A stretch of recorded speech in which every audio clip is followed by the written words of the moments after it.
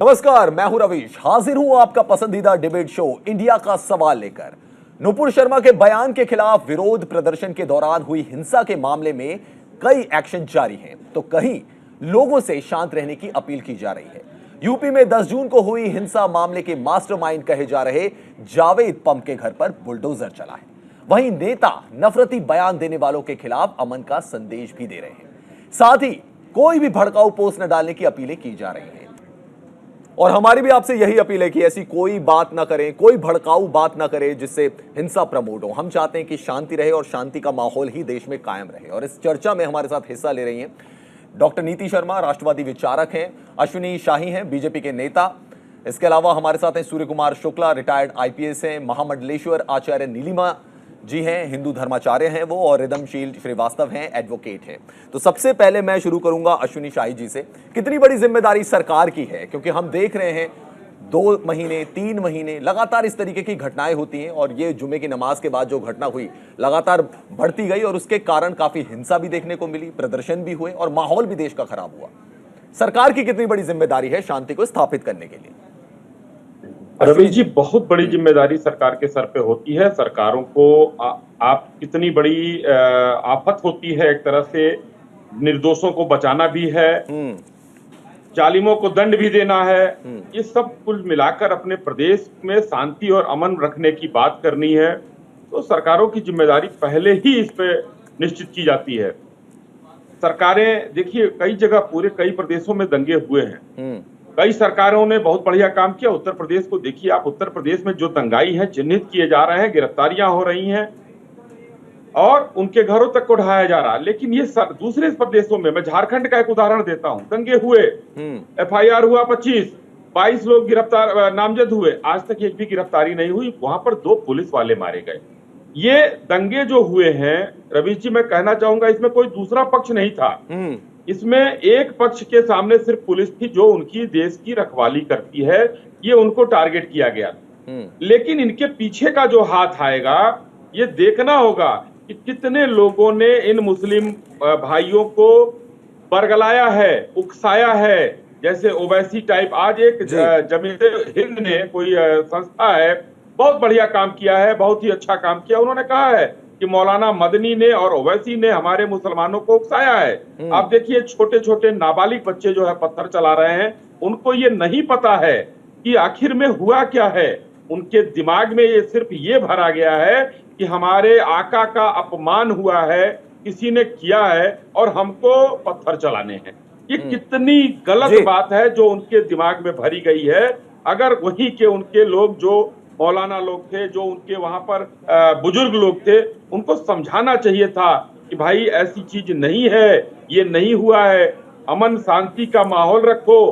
प्रशासन अगर किसी ने गलत किया है, प्रशासन उसके खिलाफ कार्रवाई करेगा, जो भी हो। इनको एक शांति का पैगाम देना चाहिए था, लेकिन वो नहीं हुआ। चलिए, मौलाना काकुब मुश्तबा भी हमारे साथ जुड़ गए, मुस्लिम स्कॉलर हैं। सर, जो सवाल उठा रहे हैं बीजेपी के नेता कि एक मैसेज जाना चाहिए था, वो मैसेज नहीं गया इस्लामिक धर्म गुरुओं की तरफ से भी कि शांति का प्रयास किया जाना चाहिए था। जो प्रदर्शन हुआ फिर वो हिंसा में तब्दील हो गया और उससे माहौल देश का खराब होता है। क्या जिम्मेदारी बनती है आपकी भी कि संदेश ऐसा जाए कि जुम्मे की नमाज के बाद अगर प्रदर्शन भी करना है तो वो शांतिपूर्वक हो, माहौल खराब ना हो? जुम्मे की नमाज के बाद या जुम्मे की नमाज के अलावा जो भी प्रदर्शन या विरोध जहां से जो भी मुसलमान करे, वो पहले शांति और अमन के साथ करे।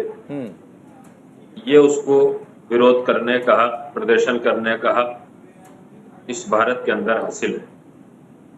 लेकिन अगर कोई उसको भड़काता है और उसके भड़काने के ऊपर वो मौजूदा सरकार हो या भारत में रहने वाले भारतवासी हो, उनसे उलझ बैठे और झगड़ा कर बैठे, तो वो उसकी जाती शरारत है या उससे कोई करवा रहा है।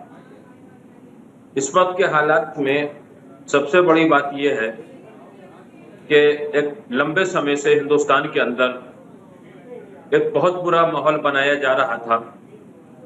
मजहब धर्म के नाम के ऊपर मजहब और धर्म के रखवालों के खिलाफ बोला जाता था, और मैं बोलने वाले के किसी एक का नाम नहीं लेना चाहता। उसमें अलग-अलग मज़ाहिब से टीवी चैनलों पर बैठने वाले प्रवक्ता थे, जिनके लिए जनता लंबे समय से इंतजार कर रही थी कि कोई ऐसा वक्त जरूर आएगा कि जब ये लोग बेनकाब होंगे। हुआ सब कुछ, हजरत मोहम्मद मुस्तफ़ा की शान में गुस्ताखी की गई। जी। उस गुस्ताखी के लिए भारत का कानून है, उस कानून के हिसाब से भारतीय जनता पार्टी ने तो अपना कानून निभाया और उन्हें पार्टी से निकाल दिया। लेकिन जो भारत का कानून है कि एफआईआर दर्ज और उनके खिलाफ कार्रवाई वो भारत का संविधान करेगा। लेकिन जब आदमी को मुतमईन जवाब नहीं मिलता है तो हिंदुस्तान के अंदर उस्काने का, भड़काने का, लड़ाने का कारोबार बहुत बड़ा है। बीजेपी के प्रवक्ता हों या कांग्रेस के प्रवक्ता, समाजवादी के हों या बसपा के या किसी दूसरी पार्टी के, या टीवी चैनलों के ऊपर कुछ साख्ता लोग जो प्रवक्ताओं की शक्ल में बैठते हैं, इसमें सुधार लाने की जरूरत है। मौलाना जी, भड़क क्यों जाते हैं? लेकिन अगर कोई भड़का भी रहा है, क्या आवाम इतनी कह सकते हैं कि उनके पास इतनी सेंस नहीं है, भड़क जाते हैं इतनी जल्दी? उनके पास देखिए, एक राज्य में नहीं, सिर्फ दिल्ली की बात नहीं है, मतलब उत्तर प्रदेश की बात नहीं है, इतने सारे राज्यों में पूरे एक साथ। आज पूरे भारत ही नहीं बल्कि मुद्दा पूरे विश्व में है। बहुत से मकामात पर, बहुत सी जगहों के ऊपर शांति के साथ विरोध प्रदर्शन हुआ है और बहुत सी जगह के ऊपर इस प्रदर्शन को, इस विरोध को अलग ही रूप दे दिया गया है। मैं प्रशासन से भी और विरोध प्रदर्शन करने वाले जो हजरत मोहम्मद मुस्तफ़ा के फॉलोवर हैं उनसे एक बात कहना चाहता हूं कि हर जिले की इंतजामिया ये न देखे कि सीएम साहब क्या कह रहे हैं या पीएम साहब क्या कह रहे हैं। वो अपना हक निभा रहे हैं पीएम साहब, लेकिन उस जिले की इंतजामिया को ये चाहिए कि वहां अमन और शांति बनाए रखें। अगर वो विरोध करते हैं तो उनसे बैठ के बात करें ताकि वहां पे कोई ऐसा माहौल नहीं पैदा होना चाहिए। डॉक्टर नीति शर्मा भी हमारे साथ हैं, मौलाना जी, डॉक्टर नीति शर्मा भी हमारे साथ हैं, उनसे बात करता हूं। क्या करना चाहिए कि शांति स्थापित हो? क्योंकि हम बार बार देखते हैं कोई एक बयान आता है, एक टीवी चैनल पे कोई बयान आता है और वो एक चिंगारी का काम कर देता है और एक समुदाय है वो भड़क जाता है, फिर उसके बाद प्रदर्शन होता है और फिर हम देखते हैं कि हिंसा जो है वो आगे बढ़ जाती है। लेकिन हमें कंट्रोल करना बहुत ज्यादा जरूरी है क्योंकि अमन को स्थापित करना सबसे इंपॉर्टेंट है। क्या किया जाना चाहिए? मैं एक ही बात की अपील करती हूँ पूरे राष्ट्र से कि एक ऐसा धर्म, एक ऐसा मजहब बनाया जाए जहाँ इंसान को इंसान बनाया जाए। हम सब लोगों की एक अलग अपनी अपनी आस्था है, अपनी अपनी विचारधारा है, अपने अपने अनुभव हैं। हम सबको एक दूसरे की विचारधारा का, आस्था का सम्मान करना अनिवार्य होना चाहिए। किस भाषा का उपयोग करना है, किस शब्दों का उपयोग करना है, उसको कैसे उपयोग करना है, इसकी मर्यादा आपको पता होनी चाहिए। टीवी चैनल, आप एक चीज़ समझिए, कोई भी लोकतांत्रिक देश पत्रकारिता पे जिंदा रहता है, उसके राजनीति तंत्र पे जिंदा रहता है, उसके प्रशासन तंत्र पे जिंदा रहता है और सबसे ज़्यादा ज़रूरी उसके न्याय प्रणाली के तंत्र पे जिंदा रहता है। हम और आप कौन होते हैं सही गलत का फैसला करने वाले, जब हमारी माननीय न्यायपालिका है उसका फैसला करने के लिए? हम कौन होते हैं इस बात का दावा करने वाले कि क्या सही है क्या गलत है? मान लीजिए आपने कोई स्टेटमेंट दी, उसके फैक्ट्स, फिगर्स और उसकी ऑथेंटिसिटी जज करने के लिए न्यायपालिका का निर्धारण किया गया है, उसके माध्यम से वो चीज़ टेबल पर आएगी। हमें यहाँ पे एक मैच्योरिटी दिखाने की आवश्यकता है। मेरी देश से अपील है, आज आप देश को जला रहे हैं, जो लोग आग लेके अपने हाथ में घूम रहे हैं उनको ये चीज़ समझ जानी चाहिए कि सबसे पहले आप ही का घर जलेगा। अग्नि का कोई धर्म नहीं होता है, उसके सामने जो आता है वो उसको जला देती है। आप किस भावना को जला रहे हैं? आप मानवता की भावना को जला रहे हैं। सबसे ऊपर अगर कोई धर्म है तो इंसानियत का धर्म है, मानवता का धर्म है। ना ये नदी पूछती है कि आपका धर्म क्या है आपकी प्यास बुझाने के लिए, ना ये हवा पूछती है आपका धर्म क्या है आपको सांसें देने के लिए, ना ये सूरज पूछता है आपको ऊर्जा देने से पहले कि आपका धर्म क्या है। और सनातन संस्कृति में तो हम सबके हित की बात करते हैं। आपकी विचारधारा अलग हो सकती है, आपके अनुभव अलग हो सकते हैं, लेकिन उसको आप मर्यादा के सहित ही आप टेबल पे रखिए ना। आप क्यों किसी की सुरक्षा को चैलेंज कर रहे हैं? क्यों किसी को आप टारगेट कर रहे हैं? जितना जीने का हक इस संसार में इस आपका है उतना ही सामने वाले का भी है, उसका भी योगदान है, आपका भी योगदान है। एक दूसरे के सहभाव के साथ, एक दूसरे के साथ सामंजस्य मना के साथ, एक दूसरे को सम्मान देते हुए आप जीवन को जिए। कितनी सांसें हैं आपकी और हमारी, क्या हम एक दूसरे को मार के काट के सुख शांति अमन चैन की बात कर सकते हैं? कोई भी युद्ध में अगर कोई मरता है तो क्या एक इंसान मरता है? उसका पूरे का पूरा परिवार मरता है, पूरे देश की आर्थिक व्यवस्था मरती है, देश के विकास मरता है। नीति जी, हमारे साथ सूर्य कुमार शुक्ला जी भी है, रिटायर्ड आईपीएस है, उनके पास भी चलते हैं। सर, लॉ एंड ऑर्डर ये एक बहुत बड़ी कह सकते हैं कि एक प्रॉब्लम की सिचुएशन आ जाती है। पुलिस के हमने कई वीडियो भी देखे, आउट ऑफ कंट्रोल हो जाते हैं प्रदर्शनकारी, लेकिन उनका भी दूसरी तरफ से ये कहना है कि हम तो प्रोटेस्ट कर रहे हैं। पुलिस जो है हमारे ऊपर जब रिटेलिएट करती है, हम पे डंडे बरसाती है, तो फिर ऐसी सिचुएशन आ जाती है। क्या कहेंगे आप? हाँ, देखिए, जहां तक दंगा करने वालों का ये कहना है कि प्रदर्शन हमारा अधिकार है, तो वहां पर ये बात साफ होनी चाहिए। कानून की लक्ष्मण रेखा ये है कि शांतिपूर्वक ढंग से आप अपनी बात कहीं भी कह सकते हैं, और आप जहां पर पत्थर फेंकने लगते हैं, दूसरों को मारने लगते हैं, आग लगाने लगते हैं, तो ये भारतीय दंड विधान के अंतर्गत दंडनीय अपराध हो जाता है। इतना ही नहीं, राज्य का भी ये कर्तव्य होता है कि नागरिकों की जान माल की हिफाजत करना ये पहला कर्तव्य होता है राज्य का जी। और इसके लिए राजदंड जब तक इतना मजबूत नहीं होता कि वो नागरिकों की सुरक्षा कर सके और अपराधियों में कानून का डर पैदा कर सके, तो वो राजदंड अच्छा नहीं माना जाता जी। और इसी अर्थ में ये बड़ा सराहनीय काम किया है राज्य की पुलिस ने, प्रशासन ने, कि जैसे ही कुछ लोगों ने दंगा करने की कोशिश की, पत्थरबाजी की कोशिश की, और कुछ निहित स्वार्थी लोगों ने जिस प्रकार वो कश्मीर में पत्थरबाजी कराते थे, 1000 रुपए 2000 रुपए दे देते थे, उसी तरह की कोशिश उत्तर प्रदेश के शहरों में कुछ लोगों ने की, जिनका हित इस बात में है कि उनको विदेशों से, देश विरोधी संस्थाओं से चंदा मिल जाए और उसके कारण वो देश में दंगा भड़काएं, हिंदू। सर, आप कह रहे हैं जो बुलडोजर चलाया है वो ठीक चलाया है? डिस्टर्ब हो और उससे देश, जी, बुलडोजर चलाने का जो आरोपियों का जो घर बुलडोजर से उड़ा दिया, वो ठीक किया? माफिया तत्व, जी जी, उसका नियम है कि धारा 30 नगर विकास अधिनियम के अंतर्गत कोई आदमी अगर दूसरे की जमीन या सार्वजनिक जमीन या गैर अनियमित तरीके से घर बना लेता है और वो ध्यान में आया कि वो अपराधी है, माफिया है, तो उसका घर प्राथमिकता के आधार पर गिराया जाता है और इसके लिए जिलाधिकारी को अधिकार दिया गया है और विकास प्राधिकरण को अधिकार दिया गया है कि धारा 15 गैंगस्टर एक्ट के अंतर्गत ऐसी आपराधिक माफिया तत्वों के संपत्ति को, घर को जब्त भी किया जा सकता है और धारा 82, 83 दंड प्रक्रिया संहिता CRPC उसके अंतर्गत उस घर को कुर्क भी किया जा सकता है, उसके खिड़की दरवाजे तक उखाड़े जा सकते हैं। इसी तरह क्रिमिनल लॉ अमेंडमेंट एक्ट के अंतर्गत वो आपराधिक तरीकों से अपराधियों द्वारा अर्जित संपत्ति, घर वगैरह जब्त किया जा सकता है। कई कानून हैं। जी हाँ, बिल्कुल। हमारे साथ रिदम भी है जो एडवोकेट है, रिदम के पास भी चलते हैं सर एक बार। ये दंगे, जी, रिदम के पास भी चलते हैं एक बार।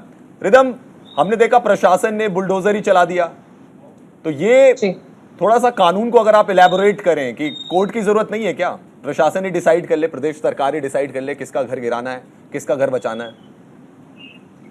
देखिए रवीश, मैं बीइंग अ लॉयर किसी रिलीजियस पर्पस से गाइडेड नहीं हूँ। मैं उसी हिसाब से चलती हूँ जिस हिसाब से हमारा कॉन्स्टिट्यूशन ऑफ लॉ हमें देता है। वही जानना चाहते हैं रिदम। जी, तो हमारे पास मल्टीपल सेक्शंस हैं जिस तरह से हम देश में शांति बनाए रख सकते हैं। जैसे वी हैव 295A IPC के तहत जो सीधा सीधा कहता है कि एक्सप्रेशन अगर आप किसी तरह का या मिलिशियस एक्ट आप करते हैं या डेलिब्रेट आप कुछ ऐसा एक्ट करते हैं जिससे रिलीजियस फीलिंग्स को आउटरीच किया जाता है, तो आप उसके अंडर बुक होते हैं। We have other few sections 153A 153B जो जहां भी किसी तरह से आप अपने ऐसे वर्ड्स को, एक्ट्स को करते हैं कि अपने देश में हिंसा क्रिएट हो, तो उसके हिसाब से आपको बुक किया जाता है। जैसे ही सर ने अभी बताया कि बुलडोजर चलाए गए, वो कंप्लीटली हम कहेंगे कि अगर वो लॉ के अगेंस्ट जा रहा है तो ये बिल्कुल सही है। क्योंकि हमारा कॉन्स्टिट्यूशन किसी भी तरह का लॉ अगर बनाता है तो बहुत सोच समझ के बनाता है। बिल्कुल। हमारा देश कभी भी हिंदू मुस्लिम को डिफरेंशिएट करके कॉन्स्टिट्यूशन को क्रिएट नहीं करता। Right. हमारे कॉन्स्टिट्यूशन की नजर में हिंदू मुस्लिम सब बराबर हैं। राइट। और अगर इसी चीज को कंसिडर करके चला जाए, अपने रिलीजन को इंफीरियर और सुपीरियरिटी के बेसिस पे ना देख के एक इंडियन के पर्सपेक्टिव से देखा जाए, तो हमारे देश में हिंसा कहीं हद तक खत्म हो सकती है। चलिए, हमारे साथ महामंडलेश्वर आचार्य नीलिमा भी हैं, उनके पास हम चलते हैं। धर्म क्या बताता है इस बारे में, कैसे शांति स्थापित करें हम इस देश में, क्योंकि लगातार हम देख रहे हैं माहौल बिगड़ जा रहा है, और जो कल हुआ परसों हुआ हिंसा की जो तस्वीरें हमने देखी, कैसे शांति स्थापित होगी देश में, क्या संदेश है आपकी तरफ से? देखिए, हम तो यही चाहेंगे कि हमारे देश में शांति, सभी बंधुओं से, सभी हमारे देशवासियों से यही प्रार्थना है कि देश में अपने शांति बना के रखें।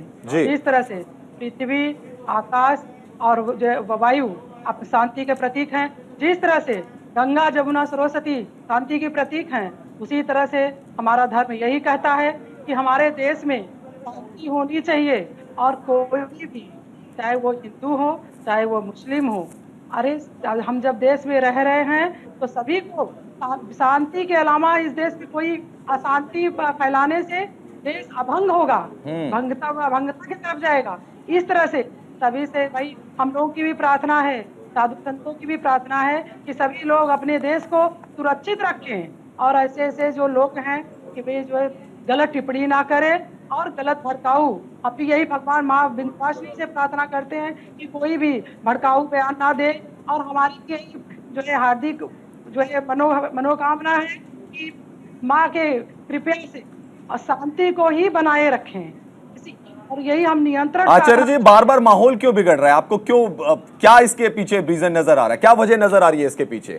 देखिए, इसका तो हम क्या बताएं आपको, ये जो है हमारा देश किस तरफ से जा रहा है, ये तो अब हम जो है देश के लिए चिंताजनक की बात है।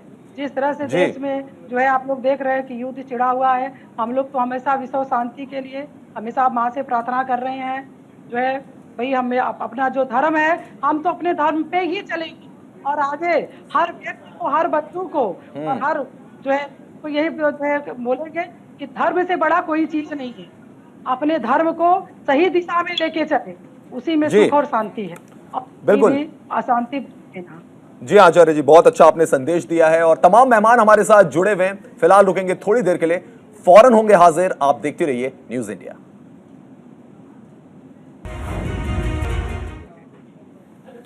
तो इंडिया के सवाल में आपका एक बार फिर से स्वागत है। मैं हूं रवीश, और हम बात करें कि देश में शांति कैसे स्थापित रहे, कैसे जो अमन चैन की भावना है वो देश में रहे, हिंसा फैलाने वाले उनको कैसे दूर किया जाए, और एक माहौल जो है वो शांति का देश में बना रहे।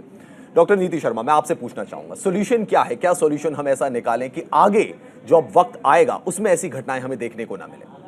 देखिए, विडंबना है राष्ट्र की कि जिन युवा वर्ग के हाथ में राष्ट्र के विकास की डोर होनी चाहिए, वो राष्ट्र के विनाश की गाथा लिख रहे हैं, पत्थरबाजी करते हैं। वो जिनके हाथों में किताबें और कलम होनी चाहिए, वो पत्थर मार रहे हैं। जिस राष्ट्र की आर्थिक स्थिति को आपने अपने सहयोग से आगे लेके जाना है, वहाँ पे राष्ट्र की आर्थिक व्यवस्था को आप कर रहे हैं। मैं मीडिया से भी यहाँ पे अनुरोध करना चाहूँगी, इतनी हीटेड डिबेट्स हम रेगुलर शायद टीआरपी के लिए, आई जस्ट डोंट नो, किसी की भी चीज़ के लिए कर रहे हैं। नतीजा क्या है? पिछले 15-20 दिन में ये एजिटेशन एक के बाद और एग्रेसिव होती जा रही है। आज देश चल रहा है, हम भी जलेंगे, आप भी जलेंगे, बचेगा कौन? इसीलिए हम शांति की अपील कर रहे हैं। बिल्कुल, मैं पूरे देश से शांति की अपील की बात करती हूँ। कुछ ऐसे तत्व हैं जो अपने व्यक्तिगत लाभ के लिए आपका उपयोग कर रहे हैं। आप अपने विवेक का प्रयोग करिए, आप अपनी हितों का प्रयोग करिए, राष्ट्र की सुरक्षा के बारे में सोचिए। राष्ट्र सुरक्षित तो आप सुरक्षित, राष्ट्र के विकास के लिए आप सोचिए।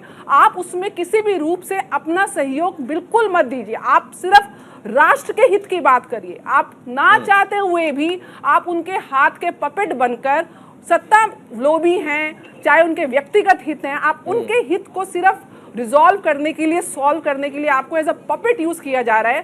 तो यहाँ पे मेरी जनता से अपील है कि अपने हितों को समझिए, राष्ट्र के हितों को समझिए, अपना बुद्धि बल का प्रयोग करें, किसी की भाषा में उत्तेजित शब्दों के वेग में आकर अपने असंतुलन को मत खोइए, अपने विवेक का विनाश नाश मत करिए। ये नाश आपका हो रहा है, स्वयं का हो रहा है। आप राष्ट्र के हित की बात करिए और हर चीज मौलाना साहब क्या पपेट बन जा रहे हैं प्रदर्शनकारी की? थोड़ी सी भी चिंगारी मिलती है भड़क जाते हैं। नहीं, बहुत अच्छी बात है, बहुत अच्छी बात है। क्यों? इसलिए कि ये जो प्रवक्ता भी बोल रही थी जी, समझे, नहीं प्रवक्ता नहीं है वो, तो हिंदू धर्म गुरु है, हिंदू स्कॉलर है ये जो बोल रही थी ऐसे ही तो शांति होगी कि बिल्डोजर वन साइड चलेगा। बिल्डोजर का कानून आपने बना दिया कि आज उन्होंने धरना प्रदर्शन में विरोध प्रदर्शन किया, आज ही बिल्डोजर चला दिया आपने 4 दिन में। अगर मकान अवैध बने हुए हैं तो अमृतसर से लेकर मणिपुर तक करोड़ों मकान अवैध बने हुए, सब पे चलवाइए। ये गलत बात कर रहे हैं डिबेट में इस वक्त। हमारे पीएम ये नहीं कहते हैं कि इस तरीके की डिबेट होनी चाहिए। दूसरी बात यह है कि पत्थरबाज नजर आ रहे हैं। आप पत्थरबाज से पहले ये देखिए कि जिसने बयान दिया है वो तो मेरे दोस्तों में था पहले, नवीन जिंदल। मैं उसके खिलाफ भी बात कर रहा हूं। उसने बयान क्यों दिया? सर पार्टी ने निष्कासित कर दिया उनको, एफआईआर दर्ज हो गई, अब कानून अपना काम करेगा। थोड़ा वेट करिए, तो पेशेंस रखिए। देखते क्यों कर रही है? आपने 4 दिन में बिल्डोजर चला दिया, 4 दिन में उसे अरेस्ट नहीं किया। ये बातें गलत है। हिंदुस्तान में अगर शांति लाना है ना जी, तो इसको सियासत में न लेके जाइए। अगर आप सियासत अश्विनी जी से इसका जवाब ले लेते हैं। अश्विनी जी क्या सुनिए मेरी बात जी, बोलिए। हम लोग शांति के लिए काम कर रहे हैं, बिल्कुल मुस्तकिल शांति के लिए काम करते हैं। और हमसे ज्यादा ये प्रवक्ता या ये लोग जो है ना मुझसे ज्यादा काम नहीं करते हैं। हमने शांति के लिए, राम जन्मभूमि को बनवाने के लिए अपने पास से पैसा भी दिया, काम भी किए, कार्य भी किए। लेकिन ये लोग जब दूरी बात करते हैं तो उससे शांति बिगड़ जाती है। कि फला मौलवी पैसे दे रहा है, फला संस्था पैसे दे रही है। न किसी भारत की बाहर की संस्था से कोई पैसा किसी पे भड़काने के लिए इस वक्त आया है। ये गलत बातें करते हैं। इसी तरीके चलिए जवाब ले लेते हैं इसका। मौलाना साहब जवाब ले लेते हैं अश्विनी जी से। अश्विनी जी, क्या कार्रवाई वन साइडेड होती है? वन साइडेड जैसा कि मौलाना जी कह रहे हैं। नहीं, जवाब देने दीजिए ना उनको। अश्विनी जी बीजेपी के प्रवक्ता है, वो जवाब देंगे। अश्विनी जी आप बताइए। पैसे बताइए कहां से आए, किस लाइन से? रवि जी देखिए, मौलाना साहब आंदोलित हो रहे हैं। मौलाना साहब देखिए, आज थोड़ा सा धैर्य की आवश्यकता है, बिल्कुल, और सच्चाई जानकर। बिल्कुल, मैं डिबेट से हट जाऊंगा, मैं शांति से हूं, आप शांति। हाँ जी बिल्कुल। मौलाना साहब थोड़ा सा धैर्य रखिए। अब आपने एक बात कही है तो उनको भी जवाब देने दीजिए, वो भी शांति से अपनी बात को रखें। हमारा यहाँ पे बिल्कुल भी पर्पस नहीं है कि हीटेड आर्ग्यूमेंट हो और हीटेड डिबेट हो। नहीं, पहले बात सुनिए सर। हो गई सर आपकी बात, सुन ली, उनको जवाब देने दीजिए। जवाब बाद में लीजिएगा। पहले बात क्या हुई थी कि शांति से होगी। अगर ये वन साइड ऐसे एतराजात करेंगे तो हिंदुस्तान में शांति नहीं आ सकती है। फिर कहेंगे कि मौलाना ने गलत कर दिया। नहीं सर, उनकी बात सुन लीजिए आप अश्विनी जी की। अश्विनी जी बोलिए आप। देखिए रवीश जी, मौलाना जी खामखा में आंदोलित हो रहे हैं। आंदोलन की आवश्यकता नहीं है। राइट। आप लोग अगर एक धर्म गुरु हैं तो आप शांति का वो फैलाइए, लेकिन आपको अगर लगेगा कि एक तरफा हो रहा है, एक तरफा कोई कार्रवाई की बात मत करिए। आज ये क्यों किया जाता है? आपका बच्चा अगर घर में है, शैतानी कर रहा है, तो उसको 2 तमाचा आप लगाएंगे तो उसको दहशत होगी कि हमको ये काम नहीं करना है। राइट। ये लोग जो भी हैं, एक तरफा कार्रवाई तो हुई ही है। एक तरफा कार्रवाई ये हुई है कि आपके जो भी वहां पर बरगलाने वाले, भड़काने वाले हैं, उन्होंने मस्जिदों में नमाज पढ़ी, बाहर निकले, उनकी सुरक्षा के लिए पुलिस लगाई थी। कोई न हिंदू था, न सिख था, न ईसाई था, कोई और वहां नहीं था। लोगों ने अनायास पत्थर चलाने शुरू कर दिए। इस देश के जवान जो उनकी रक्षा के लिए खड़े थे वो घायल हुए। मैं उत्तर प्रदेश की बात कर रहा हूं, प्रयागराज की बात करिए, चाहे सहारनपुर की बात कीजिए, घायल हुए। रांची में किस तरीके से वीडियो आया, भागो भागो भागो साहब, ये भागो नहीं तो ये सब पत्थर चला रहे हैं। जो भी हुआ, ये कोई भी दूसरा वर्ग नहीं था मौलाना साहब उनके सामने। आपको ये चीज समझना चाहिए। और उनको उकसाने वाले जो लोग हैं, ये सब पर कार्रवाई तो सब जेल की हो ही रही है। आजकल क्या है, हाईटेक जमाना हो गया है, सारे तरफ कैमरे हैं, कैमरों से पता चल जाता है कौन पत्थर चला रहा है, कौन नहीं चला रहा है, क्या कर रहा है। उसकी वजह से जितने लोगों का नाम आ रहा है सभी गिरफ्तार हो रहे हैं। उसके बाद वहां से आज अभी प्रयागराज में एक बुलडोजर चला है। मैं आपसे बात करना चाहूंगा बहुत स्पष्टता से, सुनिए मौलाना साहब।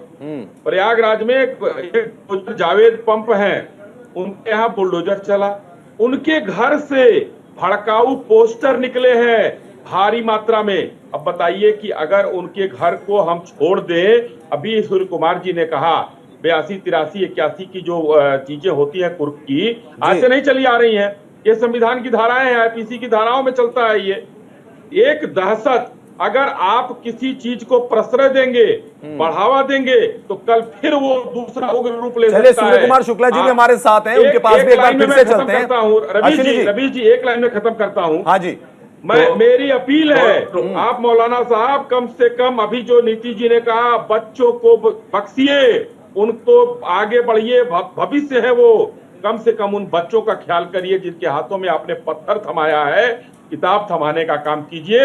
ये दुनिया आप पर जो हंसती है वो दुनिया हंसना बंद करे, और आप कुछ भी करिए उसके लिए शासन प्रशासन से लड़ लीजिए। बच्चों को छोड़िए, बच्चों को उनका भविष्य बनाने दीजिए। जी सूर्य कुमार शुक्ला जी, बुलडोजर की कार्रवाई हो जाती है, जैसा कि मौलाना साहब भी कह रहे हैं कि एक वन साइडेड चीज हो जाती है कई बार। जिसने बयान दिया उसके लिए तो आप इतना डिले कर देते हैं, लेकिन यहां पर जांच की नहीं की, लेकिन तुरंत कार्रवाई, मतलब घंटे बीते नहीं है और कार्रवाई शुरू, और घर ही उड़ा दिया। जी कैसे डिसाइड होता है सर ये? जी जी जी इसका कारण ये है कि ये ऐसे डिसाइड होता है कि धारा 153A जिसमें मुकदमा किया गया है नूपुर शर्मा के खिलाफ, उसमें 3 साल की सजा का प्राविधान है। जो बात केवल कही गई, अपमानजनक लगी, उस पर 3 साल की सजा का प्राविधान है। लेकिन जो ये पथराव करके किसी को चोट पहुंचाना, दंगा करना, पुलिस को जो व्यवस्था के लिए खड़े हैं उनको मारना, ये धारा 147, 148, 149, 353 ये दंगा करने की धाराएं हैं।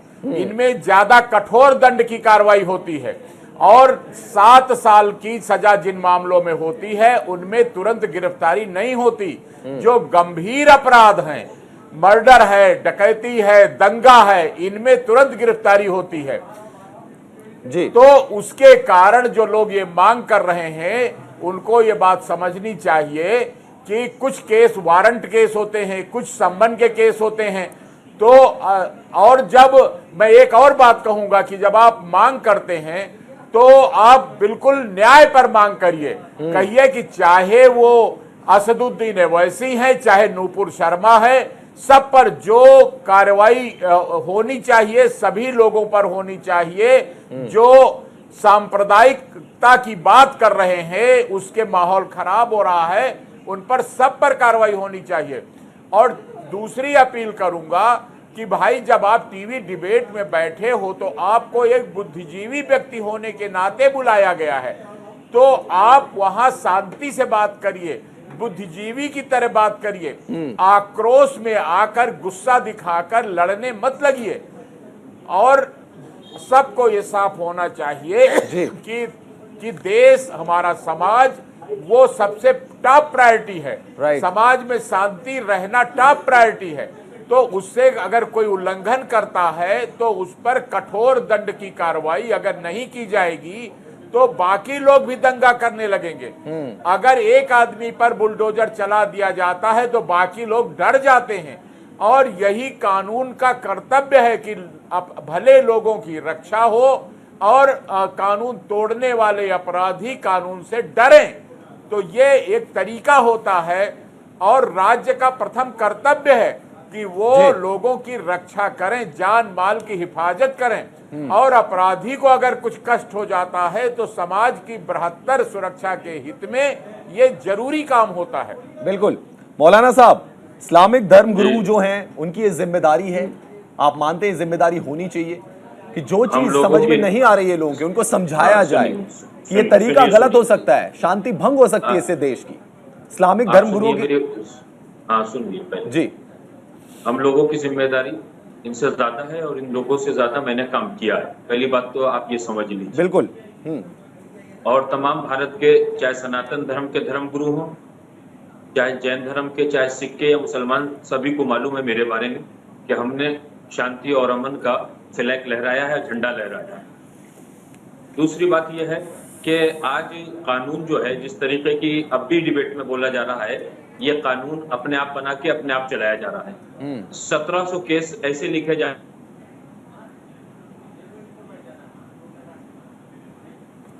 थोड़ा सा ऑडियो प्रॉब्लम आ गया, टेक्निकल प्रॉब्लम आ गई है, मौलाना साहब की आवाज हम तक नहीं पहुंच रही है, तस्वीरें हमने आपको दिखाई, लेकिन हमारी अपील यही है कि शांति जो है वो देश में कायम रहनी चाहिए। आचार्य नीलिमा के पास में चलता हूं। आचार्य जी, क्या लग रहा है, युवा जो हैं जिनको देश का भविष्य बनाना है, संवारना है, वो भटके हुए नजर आ रहे हैं, यहाँ पर कहीं ना कहीं भड़काऊ भाषणों में फंस जाते हैं वो?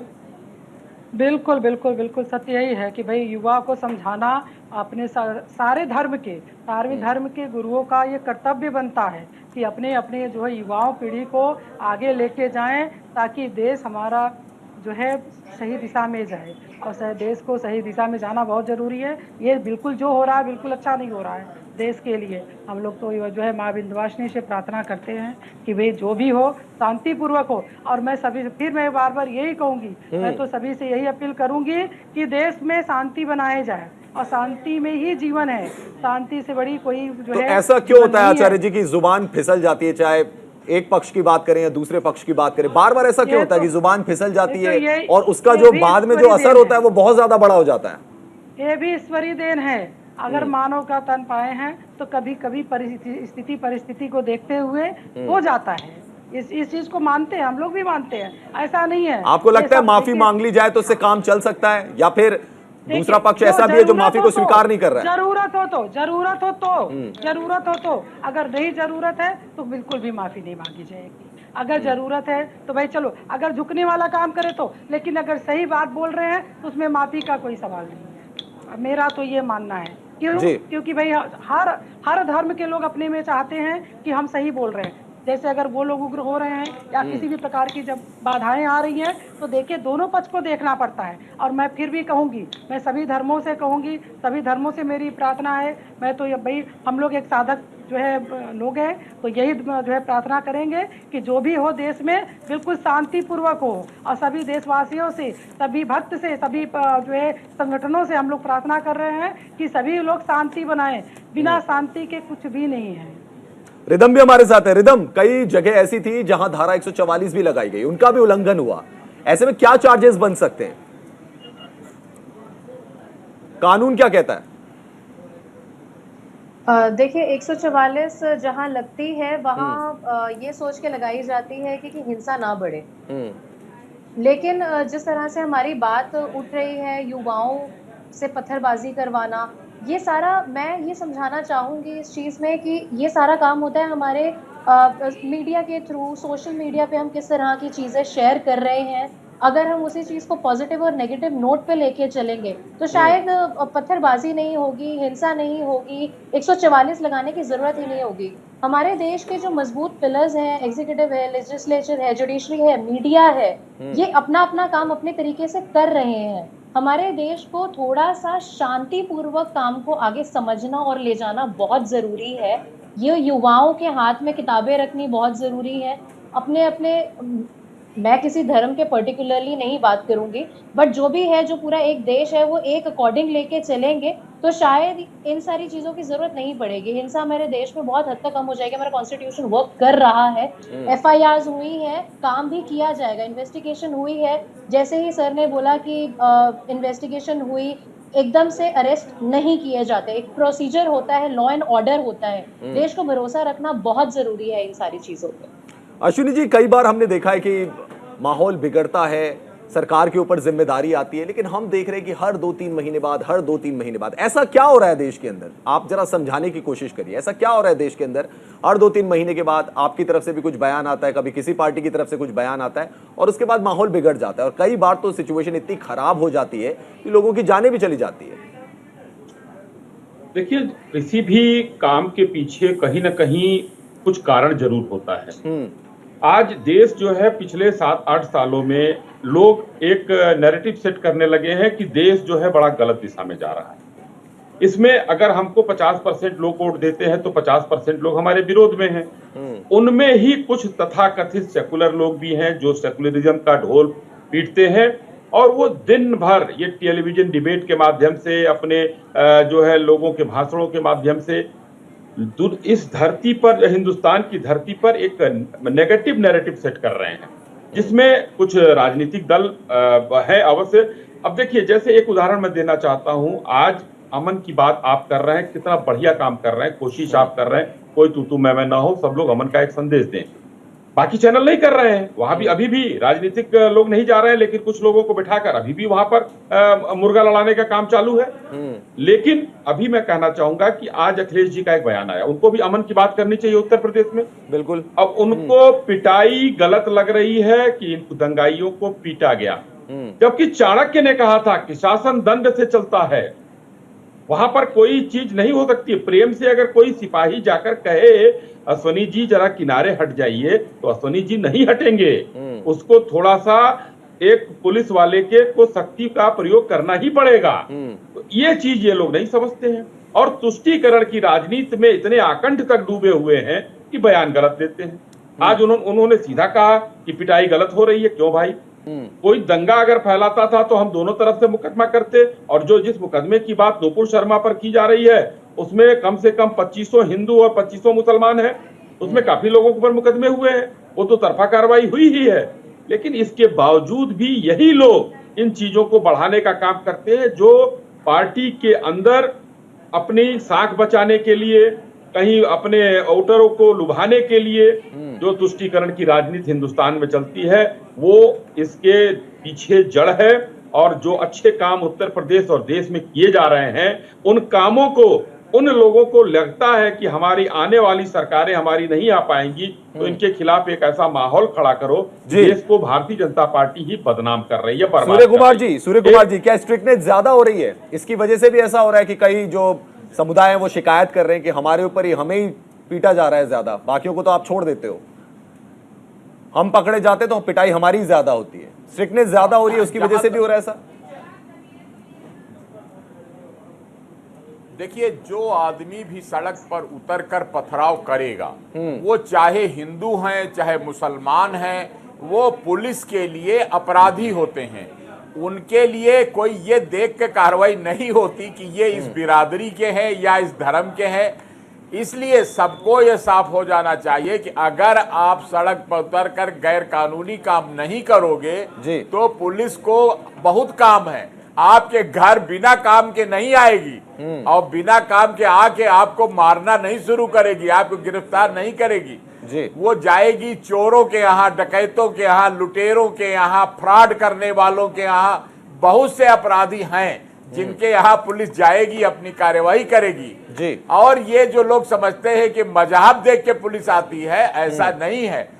वही जिनके फोटो आए हैं कैमरे में, सीसीटीवी में, उन्हीं के यहाँ पुलिस जाती है। मौलाना साहब हमारे साथ जुड़ गए। मौलाना साहब, उन्हीं का घर गिराया जाता है। मौलाना साहब, सूर्य कुमार जी कह रहे हैं मजहब देख के पुलिस नहीं जाती है। जिनके फोटो आए हैं सीसीटीवी फुटेज में, जो कैच हुए हैं, उनके ऊपर ही कार्रवाई हो रही है। क्या कहेंगे आप? कितने आदमियों के फोटो आए हैं? बस उतने ही आदमी उस विरोध प्रदर्शन में थे, उससे ज्यादा नहीं थे, ये भी यही बताएंगे। और हथियार भी वही लोग लेके आए थे, ये भी यही बताएंगे। सारी चीजें यही बताते हैं आज के माहौल के हिसाब से। नहीं, आप अपना पक्ष रखिए ना, आप अपनी बात रखिए। नहीं, किसी भारत में पक्ष रखने का अधिकारी नहीं है, फिर मैं बोलूंगा तो। अरे भाई, मैं खुद बीजेपी आरएसएस में 20 साल से काम कर चुका हूं। ये भाषा गलत बोल रहे हैं भारत के लिए आज की तारीख में। आज भारत उस जगह पे खड़ा ही नहीं है जनाब। ये भारत को गलत लेके जा रहे हैं। हमारी जितनी डिबेटें हैं वो शांति के लिए होना जरूरी है। बिल्कुल, वही हम भी चाहते हैं। सुनिए, चाहे अवैसी बोले, अकबरुद्दीन अवैसी बोले, असदुद्दीन अवैसी बोले, चाहे शरफुद्दीन बोले, शोएब जामेई बोले, या डासना से मेरा स्वामी बोले, या वसीम रिजवी त्यागी बोले, या कल्बे जवाद हिंदू धर्म परिवर्तन की आप इनके खिलाफ बोलते हैं? जब ये बोलते हैं आप इनके खिलाफ बोलते हैं? हाँ, मैं बोलता हूँ, मेरा रिकॉर्ड है, बोलता हूँ, पूरे सबको मालूम है, बोलता हूँ। मैंने अभी लिख के लेटर भी भेजा। जो भी किसी धर्म के खिलाफ बोलता है, कुरान मजीद में मना किया है किसी के धर्म के खिलाफ मत बोलना। एक बात, भगवत गीता में भी लिखा हुआ है कि किसी के धर्म के खिलाफ, किसी इंसान के खिलाफ नहीं बोलना। वेदों में भी लिखा हुआ है, ग्रंथों में भी लिखा हुआ है, सारी चीजें लिखी हुई हैं। कहना इसी बात का है कि चढ़ाने वाला क्यों नहीं पकड़ा जा रहा, उकसाने वाला क्यों नहीं पकड़ा जा रहा, उसे फंडिंग कराने वाला क्यों नहीं पकड़ा जा रहा। इनकी एनआईए से लेकर सारी फोर्सेस इतनी तेज है, ये बात तो कहते हैं, मैं भी यही बात कहता हूं। आज तक पकड़ा क्यों नहीं आपने? आप पकड़ नहीं रहे, आप खुद ये चाहते हैं कि उनके पास फंडिंग हो, वो झगड़ा कराएं, आपकी सियासत चले। और अगर सारा चिट्ठा खोल दूं तो उसके बाद अभी आग लग जाएगी पूरे भारत में, कहेंगे कि आपने ये खोल दिया। अरे आपके पास हजारों आदमी बैठे हुए हैं कि जो आपको बरकला रहे हैं। आप सरकार को हटाना चाहिए ऐसे लोगों को जो ये बयान दिलवा रहे हैं। समझे, ये बयान नहीं, जिन्होंने बयान दिया उनको तो उन्होंने सस्पेंड कर दिया ना। अरे इनके अलावा जनाब और भी आदमी है। हाँ, इनके अलावा जब चलिए अश्विनी जी से जवाब ले लेते हैं। अश्विनी जी वो कह रहे हैं आपके पास तो फौज है ऐसे आदमियों की तो अलग अलग बयान देते हैं, और आपके पास एजेंसी, आपके पास सब कुछ है। अगर आपको लगता है कि फंडिंग हो रही है बाहर से, साजिश हो रही है बाहर से, तो क्यों नहीं पकड़ लेते आप? नहीं, दूध का दूध पानी का पानी हो जाएगा। रवि जी, मौलाना जी लग रहा है कि साल 2 साल पीछे चल रहे हैं अभी। एजेंसियां इतने लोगों को पकड़कर अंदर कर रही है, विदेशी फंडिंग वालों को, जिसमें और सब में। मौलाना जी सुनिए, अब बहस को आप दूसरे तरफ ले जाना चाहते हैं। मौलाना जी जवाब देने दीजिए। अश्विनी जी जवाब दे रहे हैं आप। मौलाना जी, मैं शांति से जवाब दे रहा हूँ। गलत बहस करते हैं। मौलाना जी धैर्य रखिए, ऐसे डिबेट नहीं होती, ऐसे बातचीत नहीं होती है। आपने कोई सवाल उठाए तो उसका जवाब तो देंगे। अब आप जवाब ही नहीं सुनेंगे अपना, तो ये तो ठीक तरीका नहीं है। जवाब भी नहीं सुनेंगे और आंदोलित हो रहा है और सारा जो चलिए वो चले गए, कोई बात नहीं। अश्विनी जी आप अपनी बात रखिए, चले गए, आप अपनी बात रखिए। शांति से सुनिए, शांति से बात करिए, शांति से। एजेंसियां जो है काम करती हैं और कर रही हैं, बहुत मजबूती से काम कर रही हैं रवीश जी। एनआईए हो चाहे कहीं हो, रोज हर तीसरे चौथे दिन आपको एक सूचना आती है कि यहाँ पर ये पकड़ा गया, यहाँ पर ये फंडिंग वाला पकड़ा गया। और कुछ जगह ऐसी है जिस पर पुख्ता से जांच चल रही है।